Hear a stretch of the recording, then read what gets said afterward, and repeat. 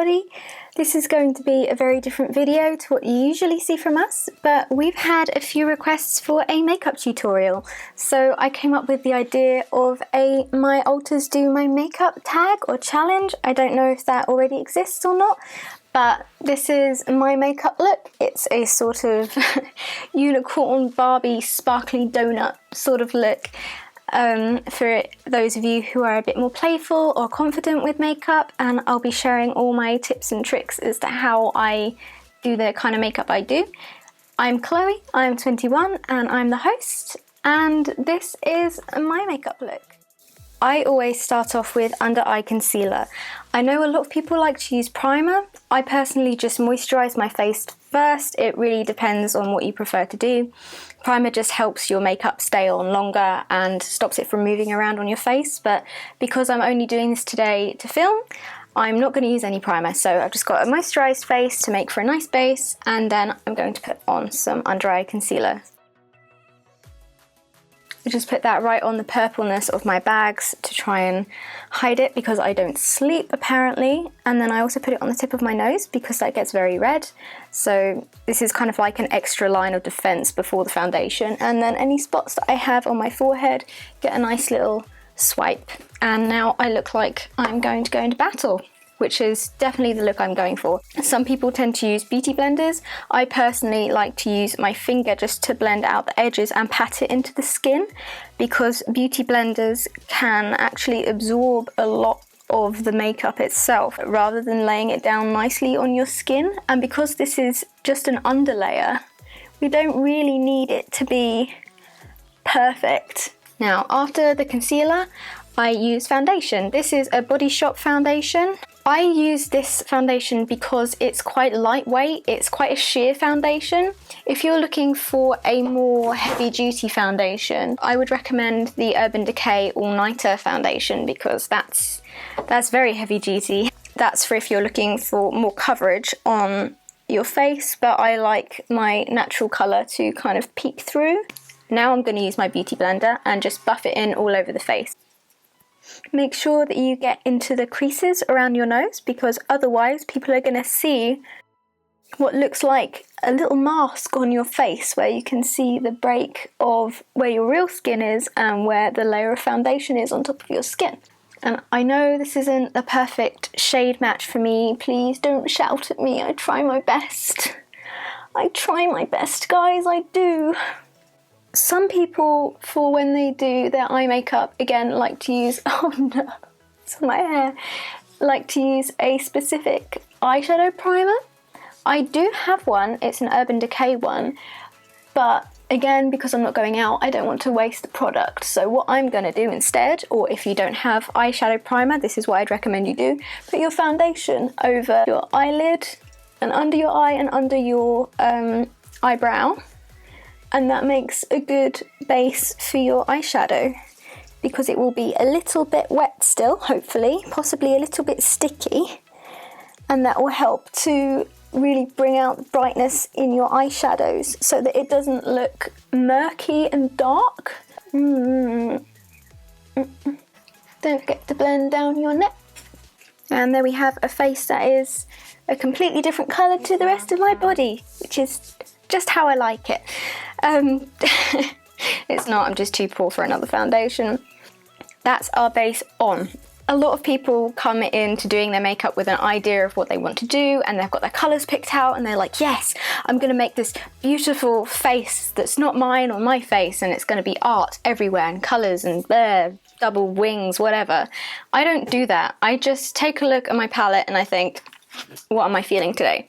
So I'm going to use the Zulu palette by Juvia's Place. These are some of the colours in the pigment. We have an orange, a brown, a yellow, a turquoise, a shimmer green, shimmer blue, shimmer pink, and then a matte pink and a matte purple, which is beautiful. I have a lovely selection of brushes here that I've just cleaned, so they're probably a bit wet, but hey, what can you do? What I'm going to do, I'm going to take this brown colour here, and I'm going to just apply it into my crease with a gentle, fluffy brush. Blow on it to make sure that you don't have too much pigment on there, and then just gently brush it where your eye socket is, you'll be able to see, because it's usually, if you don't have monolids, if you have a double eyelid like I do, it's usually where your brow bone will end and then your eye crease begins. But if you're not totally sure where it is, for example, if you do have monolids and it's more difficult to tell and you want to put in a faux crease, an easy way to tell is to open your eyes really wide and just touch, and you'll be able to feel where your eye ball is. You can feel the ball and you can feel it come into a bone area, and there's a little bit that sinks in right there, so I know that my eye socket is right there. And then you can just gently draw in a line. It doesn't matter if it's messy, that's part of the fun, you can clear it up later. Now what I like to do, because I'm very fond of cat eyes, I like to map out where I'm going to put my eyeliner as well, and then blend from there. Light strokes. So when I'm putting the pigment on, I'm pressing quite hard like that, and then when I'm trying to blend, I'm pressing really gently, and that should help you get a nice blend. And I like to do that all the way up to the brow bone, and then pull it along where you would put your eyeliner, because that also makes a very nice guide for where you want your eyeliner to go. Put a little bit underneath my eye here. A lot of people like to leave this to the last step. Personally, I like to map out the shape of the eye that I'm drawing on, so that I can see how the colours look on the skin and how those colours fit in with the shape that I've decided to work with. Can we just appreciate that this is done with one tap in this palette? Like literally this is taking one lot and it's enough to pretty much fill your whole eye quite nicely. It's so pigmented.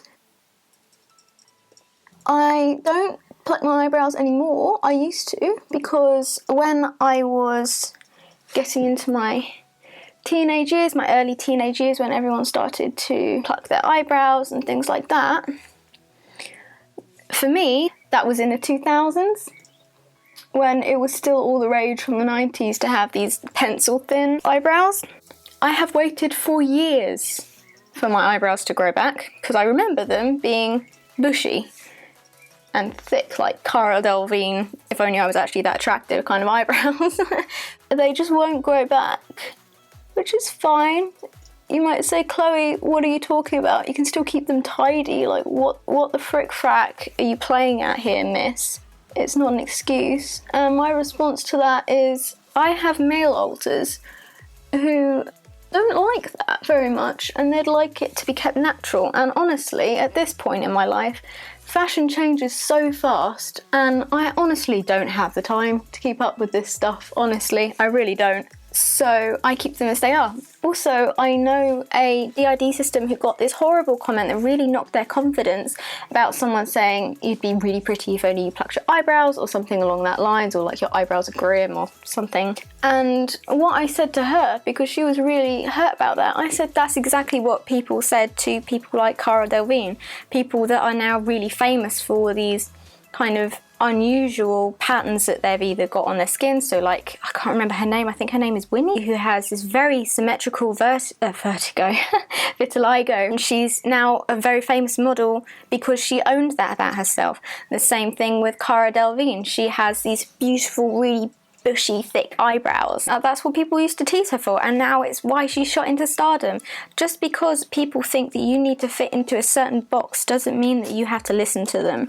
And just because it doesn't fit how you feel or how you're happy in yourself doesn't mean that it means any less because someone else says that they don't like it. It's about you and how you're comfortable, and your body naturally is beautiful no matter what anybody says. A lot of people can't tell the difference between sexual attraction and beauty. There is a big difference. You can be beautiful and not have someone find you sexually attractive. Even if 99% of the world found you unattractive, that's still something like 7,000 or something like that people who do find you attractive. So embrace your uniqueness. Have the courage to exist as you want to exist, as your authentic self and nothing else. I wish I could tell you I've decided on colours, but I haven't. I think what we might do is kind of a pink into purple into blue. You can see we've carved out where we want the crease to be, but it's all very messy at the minute. It's fine, don't relax it. Don't relax? No, do relax, relax, everything's cool. What we're gonna do is blend a nice pinky red, this one right here, onto where the crease line should be. Let's not cut the crease, let's just be chill today. If you guys want a more dramatic tutorial, let me know, I'll be more than happy to do that. So I'm taking this colour, blow it off, and then you trace your crease again, but this time start from below and pat. I don't want you to blend it yet, you pat along where your crease line would be. So here, map out that crease where you applied the biggest amount of pigment earlier.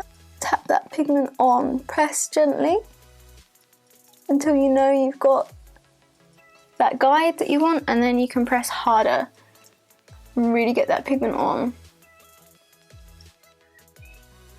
And then what I like to do when you get to the corner, you can blend it out into that brown colour so that you've got a nice seamless transition between, or it would be if I had a dry brush,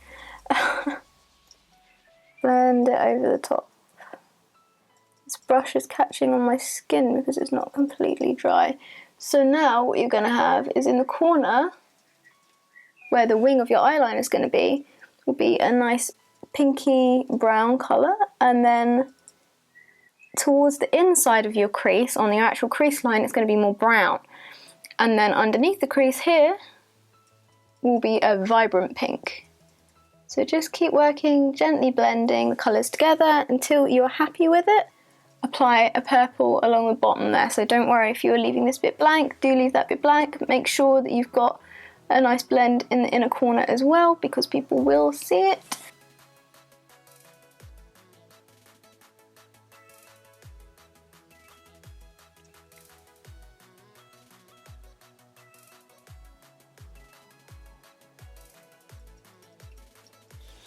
Get a packing brush, so a really tight collection of fibres which will really help get the colour on there. I'm going to pick up purple, blow, and stamp it on just above the lash line. Leave the inner quarter of your upper lash line alone.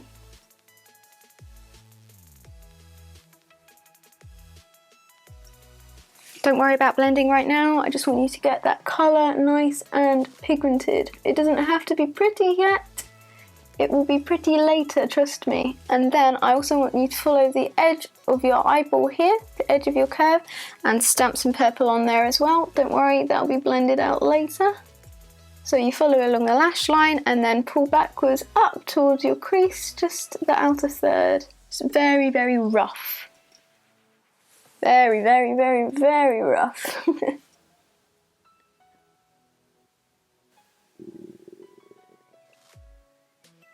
This is going to look messy. Don't panic. This is one of those looks that I have decided will look messy until the last step. What I want you to do is trace a line where you want your eyeliner to be. It will be covered by your eyeliner, so don't worry. It should be along the bottom of the shape that you made. And that way you can see, before you even put it on, that your eyeliner wings will be even because you have a trace line. Then what I want you to do is go back to that first brush you were using, dip back into the red, and go over that purple gently so that your whole lid is filled in with pinky red colour. Blend it into that purple. This will help to intensify the line of your crease, which will give you the illusion of having a bigger or more forward eye. So just fill in your whole lid with that nice hot pink. Make sure where the edges meet on any colour that there is a nice even blend. You don't want any harsh lines. And then what we're going to do, the same brush, blow it off. No. Pick back up into that purple. Layering is important. And then I just want you to gently blend around the outer third of your lid so that the purple and the pink blend nicely together. You want to think of a sort of rich pink and purple sunset. That's the idea I'm going for right now. There are really no rules when it comes to makeup. There are things that people have decided look good, but there really are no rules. And then you see where you've drawn the line for your cat eye eyeliner. Take some more purple, blend from the bottom up towards the top so it doesn't look like you've got that harsh trace line.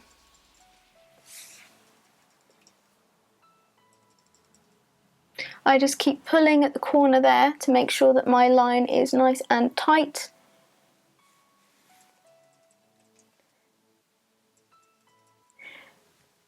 When you want to blend, you want to use very, very light strokes.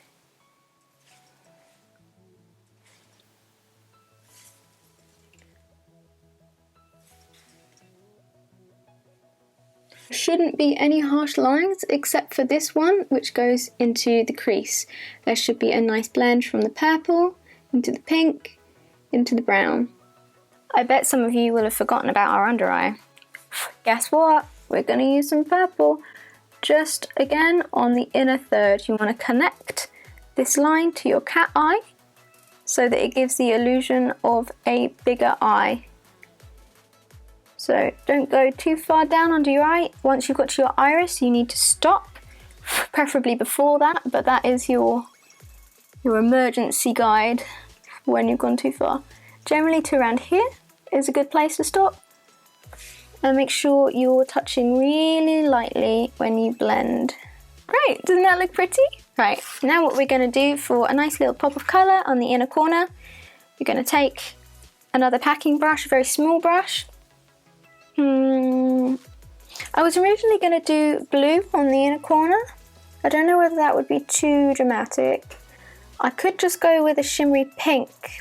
I'm going to go with the pink. I'm going to try the blue first and see what it looks like, and then if I don't like it, then no one needs to know. I'm just going to show you what I did with the blue in this inner corner. I'm going to tap on very, very lightly.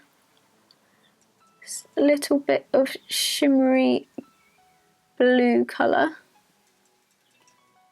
Just right in the inner corner there, no more than that. And then pick up a significant amount of this shimmery pink and apply it over the top a bit more firmly than you were using with the blue.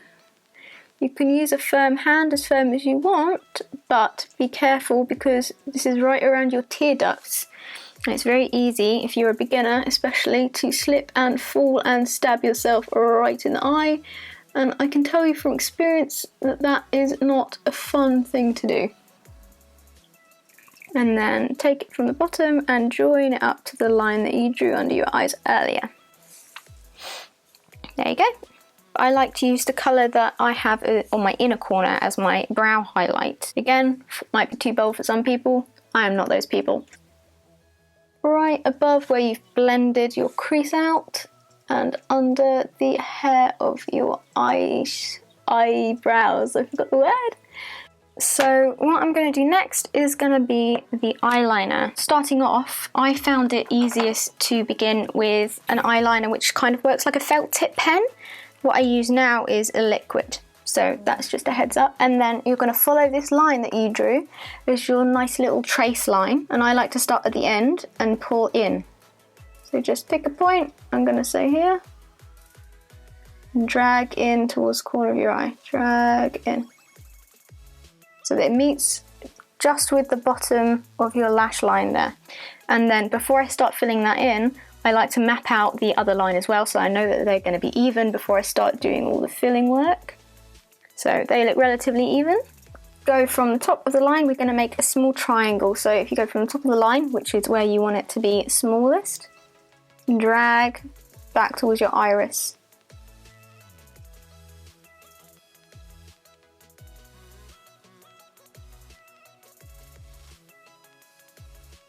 And there's your triangle, just fill it in.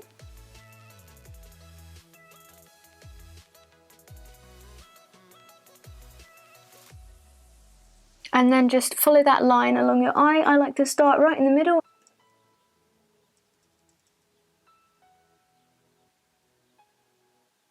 Just make sure the thickness joins up. Then a line that gets gradually thinner as you come in towards your tear duct and your nose. And there you have your eyeliner on. Eyebrows.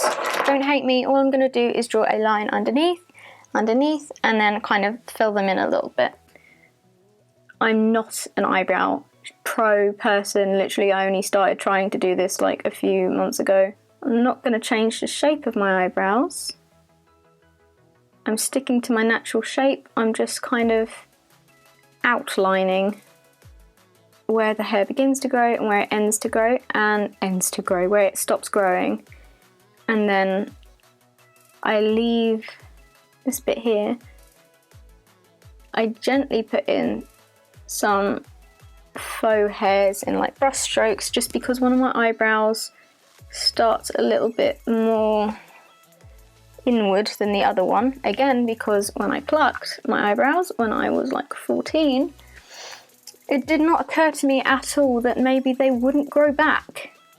I'm now 21 and look where that got me.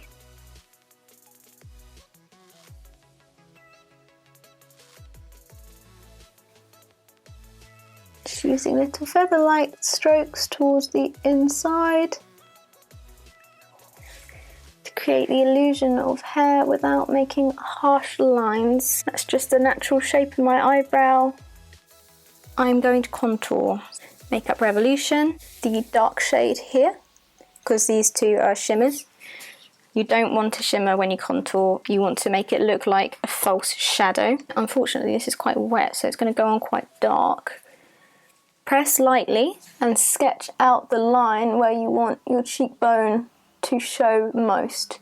So some people go, but that's not accurate, that's not showing where your cheekbone is, that's showing where the line of your teeth is. So if I go, that's my teeth. My cheekbone is there, and it usually will end either at the corner, just above the corner of your mouth, or at your nose, depending on what kind of face you have. Some people have cheekbones that curve like that, which creates an apple of your cheek. And it really depends on following not just your face shape, but the face shape that you want to create. But it's important to work with what you have. And what I like to do, instead of just drawing a line, I like to build it in sort of like a semicircle. So your cheekbone will come over the top of that. And then if you've just made a complete clusterfuck of a mess of contouring your cheekbones, that's what foundation, powder foundation is for. Now you can go up your head. I'm just doing this to show you because I already have a relatively small forehead, so I don't really need to do this. It looks less small when I've got my hair pulled back like this, obviously, but that sounded so posh, obviously. Obviously, darling, do I need to explain this to you? I think not. Under your jawline, right there, to create the illusion that I'm not actually a human donut and that I do have some bone structure, which in a perfect world maybe I would have, but I do love mini rolls far too much. And then, as you can see, this horrendous streaky load of rubbish that has happened.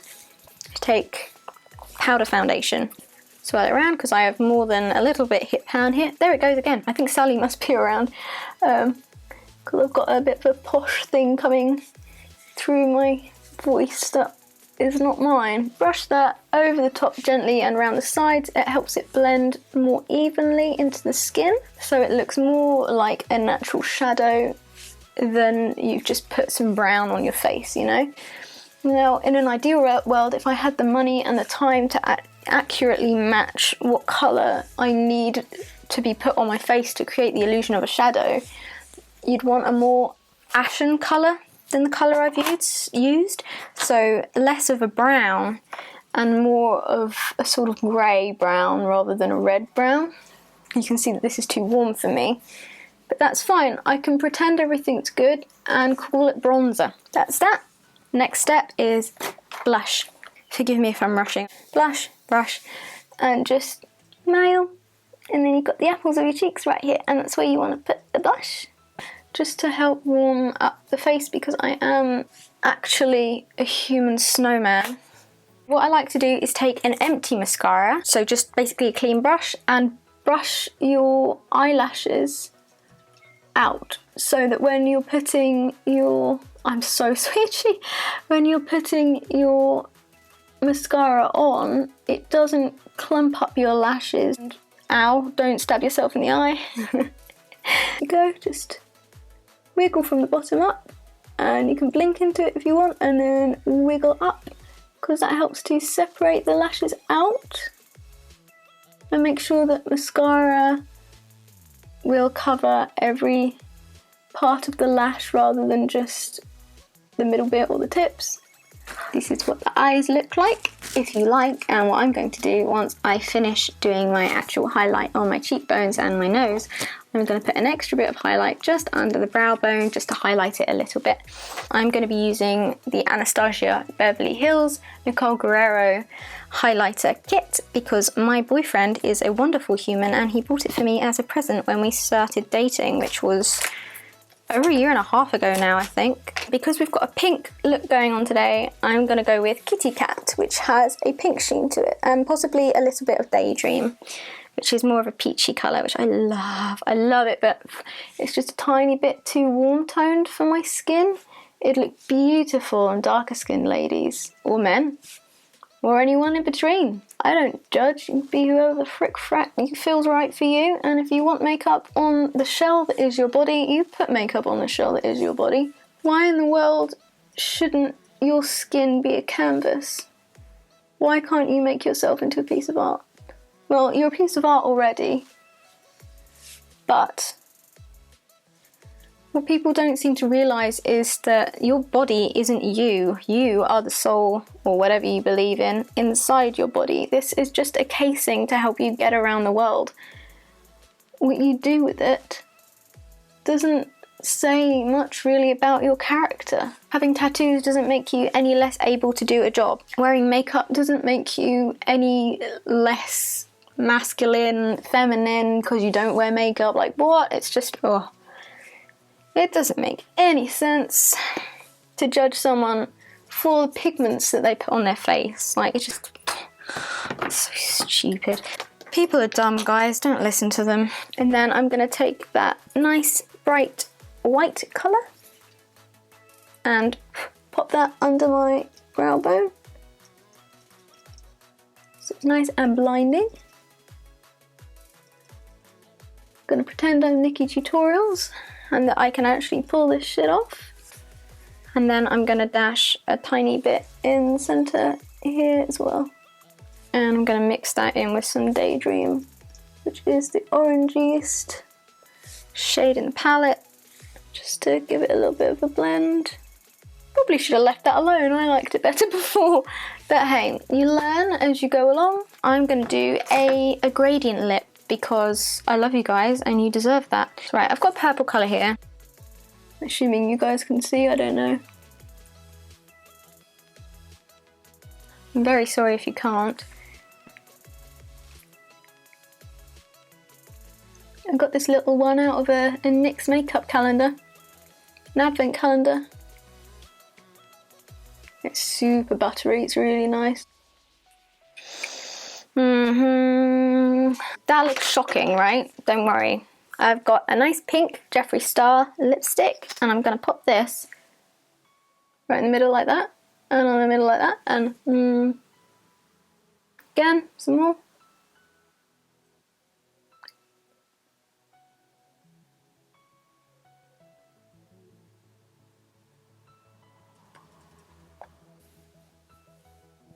And you look like a cross between a purple Barbie and a glittery donut, which is fine by me.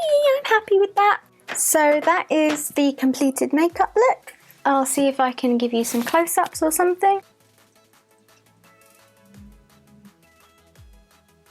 And of course the highlight, hopefully you can see how much it glimmers. It's so pretty, it makes me feel like a fairy princess or a unicorn or something. And that, guys, is how I do my makeup. and the techniques I use as Chloe, the host. So if you enjoyed this, or you have any looks that you want to see or anything, or you'd like us to do more of these kind of videos, please do let us know. I will get the others to do their versions of how my alters do my makeup. We'll see how well this goes down.